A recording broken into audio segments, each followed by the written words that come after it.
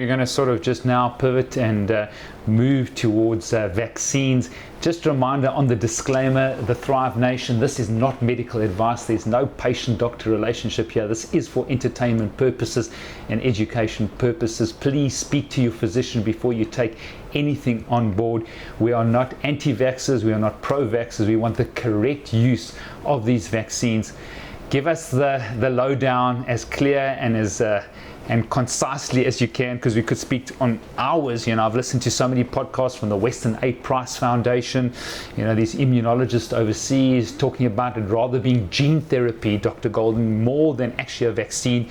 This mRNA vaccine is totally different to the traditional vaccines that have saved millions of lives, you know, the polio vaccines and the measles vaccines that have really been incredible overall for public health, obviously with their side effects. And I think there's ways you can do it as an integrative medical practitioner to help patients not increase the toxic load with these vaccines.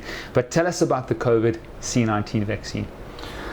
Yeah, as you said, you know, it can be, well, let me put it this way. Discussing vaccines can be an inflammatory topic. And the reason I use that term is because if you're either an anti-vaxxer or a pro-vaxxer, you can be at the two poles of the truth. So I'm very careful to talk about vaccines because you know, you don't want to get yourself into trouble being a medical practitioner yourself. But it is true, this messenger RNA is a concern because it becomes a gene experiment, and we're not sure what the long-term effects are going to be on introducing, you know, foreign messenger RNA into the human body. That said, you hear so many different opinions about this, that it is considered safe and that it's not going to have any long-term genetic consequences. We just don't know at this time what this mRNA effect is going to have. And also, you know, when you have viral infections for a long time and vaccines are tested for a long period of time, then some kind of safety data can be accumulated. What long-term safety data do we have on a virus that's only just recently caused this epidemic or pandemic?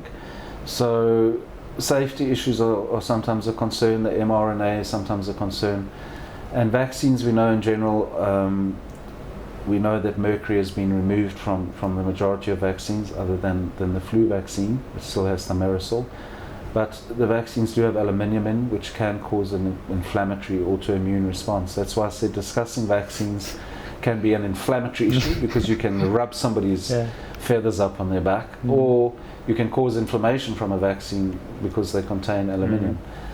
The counter argument is that you want the aluminium in to cause inflammation, to cause an immune response. So you want an immune response so that you have an immune response against the vaccine and build up, in theory, immunity against future infection from the virus.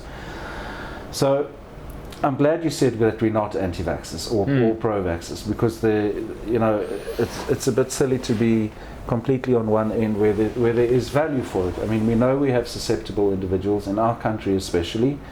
We do have a lot of people who are aged, people who have diabetes, people who have immune deficiency states, people who have HIV and TB and diabetes and all sorts of comorbid conditions, even blood pressure and obesity. So these susceptible individuals, I think, may derive great benefit from the vaccine. So to say to everyone, don't vaccinate at all, would be irresponsible, I think. So I think for the appropriate population group, the vaccine may have huge benefit.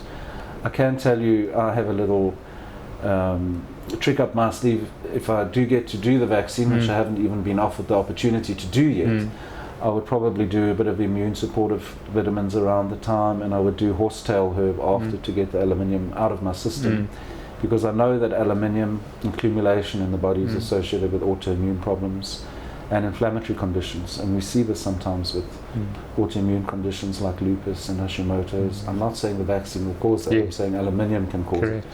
So we have ways of getting the aluminium out the body after the vaccine. So there are ways to look after your immune system and do the vaccine in a safer or safest way possible. So yeah, it's such a difficult topic, and you're going to hear, you know, the more you read, the more confused you get about the safety of it. But I always say to myself, whenever I'm considering a treatment, number one, is it effective? And number two, is it safe? And I'm not sure I know the answer Yeah. to either of those questions, to be honest. And I think that's so important, Dr. Golding, because at the end of the day, if we don't know those answers, to take the risk by taking the vaccine so prematurely might cause significant problems. And this is gene therapy considered by many, changing your genetic material, your epigenetic expression of these genes. I think it's way too early generally. Having said that, there are people that have got high risk comorbidities that are probably going to be doing better by taking the vaccine. And frontline hospital workers. And frontline hospital workers, and I think that is important to a certain degree, but I like to tell the Made to Thrive sort of community that in 22 years I've never missed a day's work. Haven't had Western medicine in over 22 years, and even when I battled with the virus for a while, I still had the nutraceuticals, the supplementation, the diet, the lifestyle to naturally fight that virus. And for people that have a robust immune system, does it make sense to take this vaccine?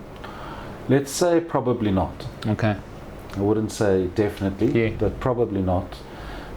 Because as you say, with lifestyle and even good food choices and supplements, you can have a very healthy, robust immune system. And at the end of the day, immunity is what it's about. And does vaccination lend you immunity? Not really.